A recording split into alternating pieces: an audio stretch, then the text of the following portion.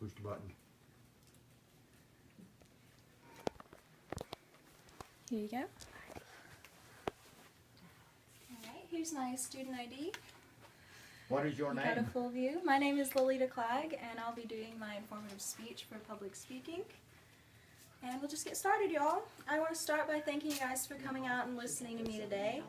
I'm going to start with an opening question. Do you ever wonder how shows like Survivor and The Amazing Race are created, and why they're even created? It takes a lot of hard work and production members and hours of editing to complete just 1 hour-long episode, so why do it?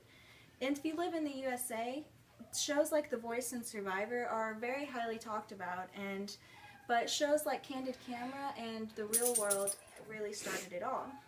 Not only does reality TV interest a lot of people in America, it's a big passion of mine as well.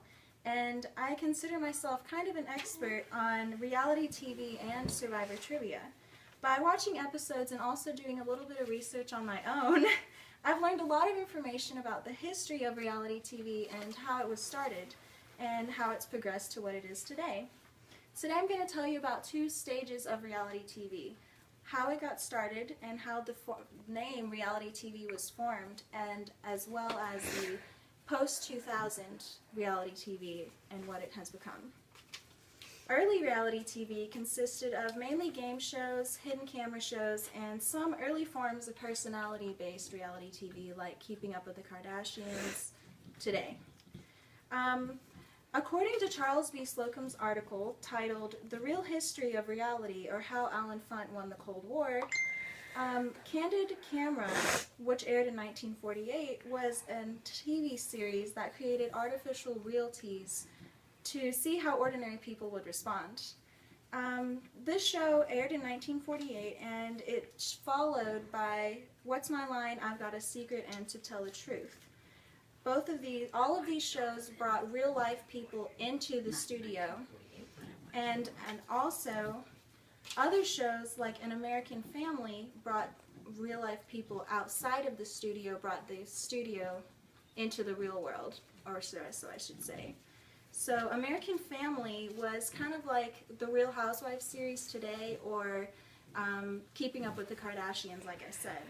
It followed a family called the Louds, and according to the article, the ABC Family called it one of the 50 greatest reality TV shows of all time.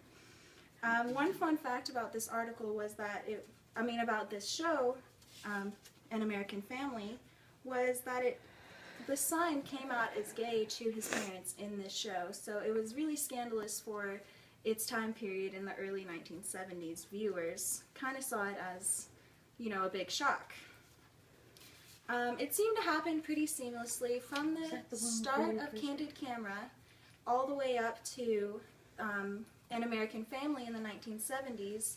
Reality TV continued to grow into the 90s, where there were a lot of cop shows and Judge Judy and more law-based things premiered in that time. And then, starting in the post-19th century, Survivor really catapulted the reality TV genre into how it is today. When it aired in the year 2000, it was nothing like the world had ever seen before. Its gameplay is something incredibly complex, and just to give you guys a rundown, Survivor holds many, many layers, but the general knowledge is that anywhere from 16 to 20 strangers arrive on an island where they're divided up into 2 separate tribes, or sometimes more than that actually, and then they battle against each other in immunity challenges, and then the losing tribe has to go to tribal council where they vote someone off. Basically, this whole process continues until the tribes merge, and then then the final 2 or 3 emerge, and then they're judged by all of the people they voted off, and a sole survivor is crowned, winning the $1 million prize.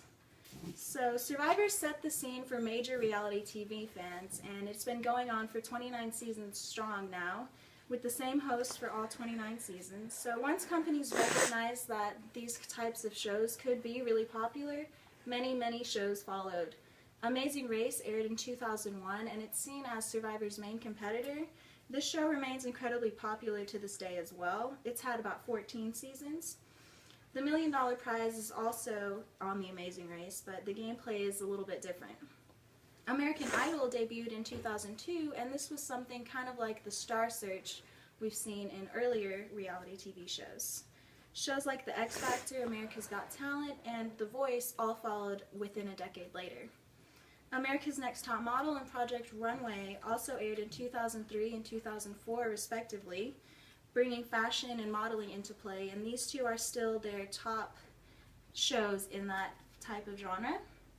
Many, many more shows premiered basically on any sort of thing you can think of. Reality TV has made it about, so there's Teen Moms, on MTV, there's cooking reality TV shows, and also just following around random people and making it a show, which that part I don't really understand, but in conclusion, reality TV is much different from when it was when Candid Camera first aired in 1948.